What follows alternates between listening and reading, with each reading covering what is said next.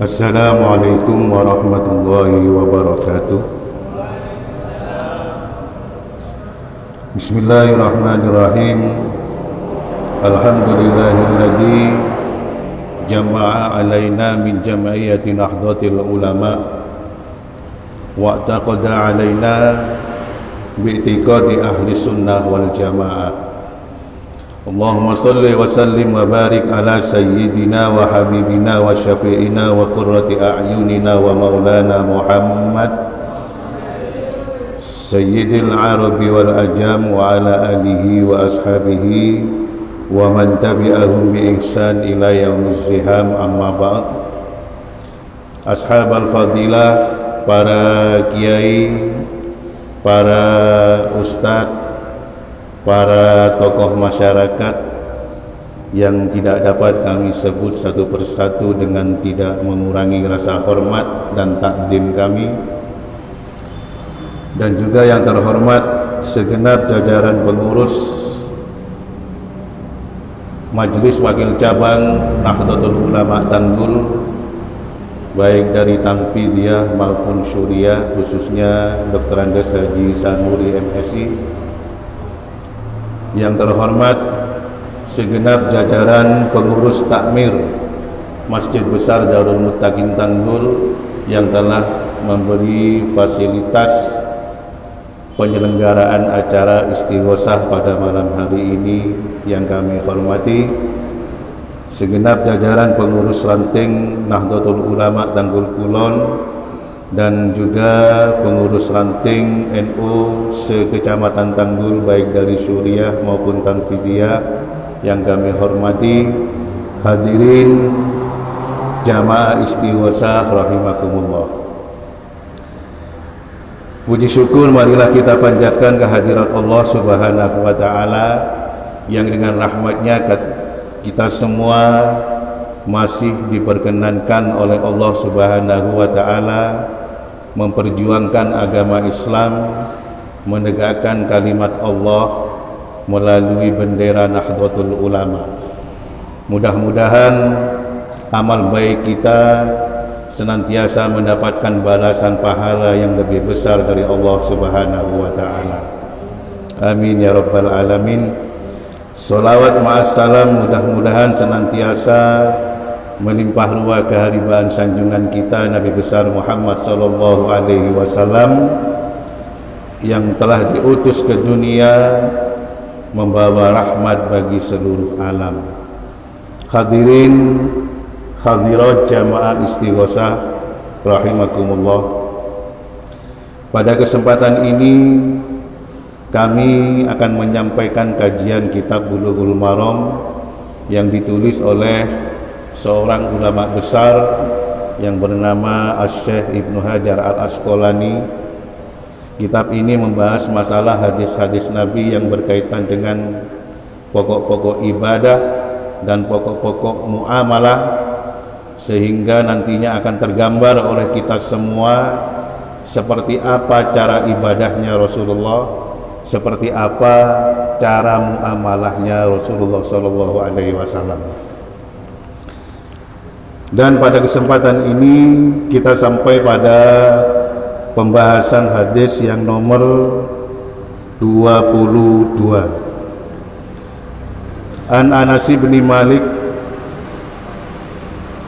radhiyallahu anhu qala Su'ila Rasulullah sallallahu alaihi wasallam anil khamri tuttakhadhu kholan qala la, akhrajahu Muslim wa Tirmidzi wa qala hasanun sahih. Hadis ini diriwayatkan dari sahabat Nabi yang bernama Anas bin Malik. Beliau meriwayatkan Rasulullah ditanya tentang masalah khomer yang berubah atau dibuat menjadi cuka. Apa jawaban Rasulullah? La, maka perbuatan itu, kata Rasulullah, tidak diperbolehkan. Hadis ini dikeluarkan oleh Imam Muslim termasuk hadis sahih, dan Imam Tirmidzi waqala, dan Imam Tirmidzi menyampaikan bahwa hadis ini adalah hadis hasan dan sahih. Hadis yang diriwayatkan oleh Anas bin Malik ini pertama membahas masalah khomer, ya.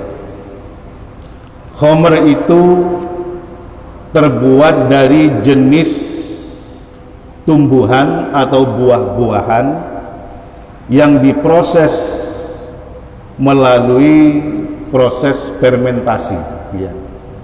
Jadi bahan dasarnya khomer itu sebenarnya dari tumbuh-tumbuhan atau dari buah-buahan. Bisa dari ganja, bisa dari anggur, apel, kemudian korma, diproses secara fermentasi. Maksudnya fermentasi itu mulai proses peragian, dibuat ragi, ya. Akhirnya menjadi khomer. Jadi bahan dasarnya khomer itu sebenarnya dari buah-buahan juga. Dan khomer ini diambil dari bahasa Arab yang mempunyai arti segala macam makanan ataupun minuman yang dapat menutup akal manusia. Jadi kalau akal manusia itu sudah tertutup, maka manusia itu akan sulit melihat kebenaran, tidak bisa membedakan mana yang halal, mana yang haram, tidak bisa membedakan mana yang benar, mana yang salah. Akalnya dan perkataannya itu ngelantur kemana-mana. Itulah yang disebut dengan mabuk, ya.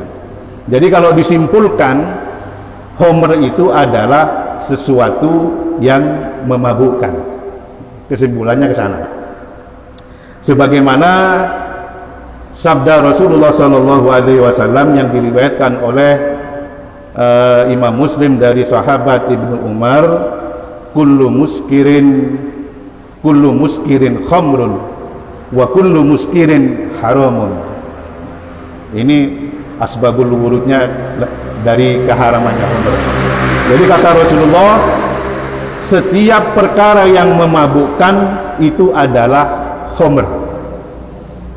Jadi dalam redaksi hadis yang diriwayatkan Imam Muslim ini memakai lafaz kullu muskirin, tiap-tiap yang memabukkan itu adalah khamr. Jadi jenisnya khamr itu ternyata banyak. Bisa pil koplo, bisa ekstasi, bisa narkoba, ya, bisa bir, alkohol, dan lain semacamnya yang memabukkan. Dan tiap-tiap perkara yang memabukkan ini hukumnya adalah haram, ya. Jadi ini asbabul wurud tentang keharamannya khomer, ya. Dan kalau melihat sejarah perkembangan keharaman khomer dulu, ketika Rasulullah mensyiarkan agama Islam pertama kali, khomer itu tidak diharamkan, ya. Ketika Rasulullah menyebarkan agama Islam pertama kali di tanah Arab, khomer ini tidak diharamkan, sehingga sebagian sahabat masih ada yang suka minum minuman keras, ya. Akhirnya suatu ketika sahabat Abdurrahman bin Auf mengadakan jamuan makan dan mengundang sebagian sahabat, ya. Kebetulan yang diundang adalah Sayyidina Ali, ya. Setelah makan-makan, sebagian sahabat ya ikut mabuk-mabukan, ikut minum minuman keras, karena memang tidak dilarang. Akhirnya tibalah waktunya sholat, Sayyidina Ali diminta untuk menjadi imam sholat. Karena posisinya beliau dalam keadaan mabuk, akhirnya bacaan sholatnya ngawur kemana-mana, ngelantur kemana-mana. Banyak yang salah karena posisinya mabuk. Setelah sholat terjadi keributan di antara para sahabat. Akhirnya kejadian ini dilaporkan kepada baginda Nabi besar Muhammad SAW. Akhirnya Rasulullah memutuskan bahwa khomer itu adalah haram.